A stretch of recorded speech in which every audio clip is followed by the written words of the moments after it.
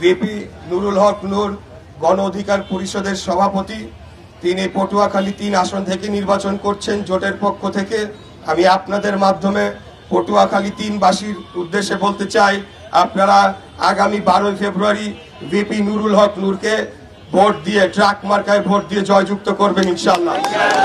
ইদানিং লক্ষ্য করতে পারছি যে আমাদের প্রতিদ্বন্দ্বী এক বা একাধিক দল রয়েছে, তারা পরিবেশকে নষ্ট করার জন্য নানা রকম কুরুচিপূর্ণ বক্তব্য তাদের মিড লেভেলের এবং লোয়ার মিড লেভেলের এবং তাদের ছাত্র সংগঠনের লোকজন কথা বলছে। বিগত দিনে ফ্যাসিবাদের বিরুদ্ধে আন্দোলন করতে গিয়ে নানা ধরনের জুলুম নির্যাতনের শিকার হয়েছি। আমরা আজকে একাত্ম পোষণ করে আমরা একসাথে কাজ করে আগামী দিনে বাংলাদেশের গণতন্ত্রকে পুনরুদ্ধারের জন্য কাজ করে যাব ইনশাআল্লাহ। ভিপি নুরুল হক নূর গণ অধিকার পরিষদের সভাপতি। তিনি পটুয়াখালী ৩ আসন থেকে নির্বাচন করছেন জোটের পক্ষ থেকে। আমি আপনাদের মাধ্যমে পটুয়াখালী ৩ বাসীর উদ্দেশ্যে বলতে চাই, আপনারা আগামী 12 ফেব্রুয়ারি ভিপি নুরুল হক নূরকে ভোট দিয়ে, ট্রাক মার্কায় ভোট দিয়ে জয়যুক্ত করবেন ইনশাআল্লাহ।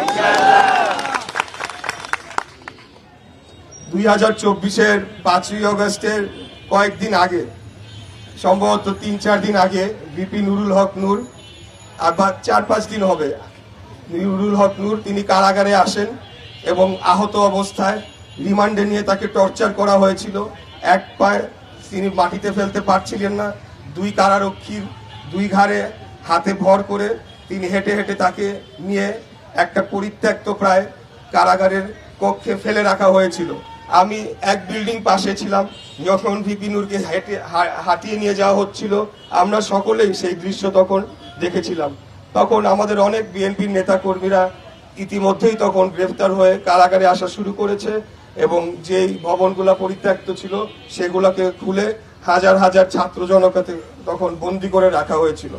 পরবর্তীতে যখন 5 তারিখে সেই দুপুর 3টা বা 3:30টার দিকে যখন আমরা ঘোষণা আসলো যে খুনি হাসিনা দেশ ত্যাগ করে পালিয়ে গিয়েছে, তখন আমি কারার কর্তৃপক্ষকে চাপ প্রয়োগ করলাম এবং ভিপি নূরকে সেই পরিত্যক্ত যে ভবন ছিল সেই একটা রুমে রাখা হয়েছিল, সেখান থেকে তাকে নিয়ে এসে আমার রুমে সে থাকলো। সেই রাতটা সে আমার ওখানেই ছিল, আমার রুমেই ছিল। আরো কয়েকজন ছিল আপনাদের গণ অধিকার পরিষদের, নিজ দোতলায় ছিল, আমি 3 তলায় ছিল। তো আমাদের খাবারের সংকট ছিল তখন, কারণ আপনারা জানেন যে কারফিউ চলছিল, বাইরে থেকে খাবার যাচ্ছে না, কারা কর্তৃপক্ষের কাছেও খুব একটা বেশি খাবার মজুদ ছিল না। আমাদের কাছে বিস্কিট টিস্কিট যা ছিল, আমি, ভিপি নূর, আমাদের ঢাকা উত্তরের সভাপতি আমিনুল ভাই, মজনু ভাই, তারপরে যে নীরব ভাই, SM জাহাঙ্গীর ভাই, আমরা সবাই একসাথে ছিলাম। এমনকি জামাতে ইসলামের বর্তমান জেনারেল সেক্রেটারি মিয়া গোলাম পারওয়ার সাহেবও আমার অপোজিট পাশেই ছিল। আমরা একসাথে খাবার ভাগাভাগি করে খেয়েছি, একজনের খাবার আমরা 4 জন মিলে খেয়েছি। আমাদের মধ্যে সেই স্পিরিটটা কাজ করেছে।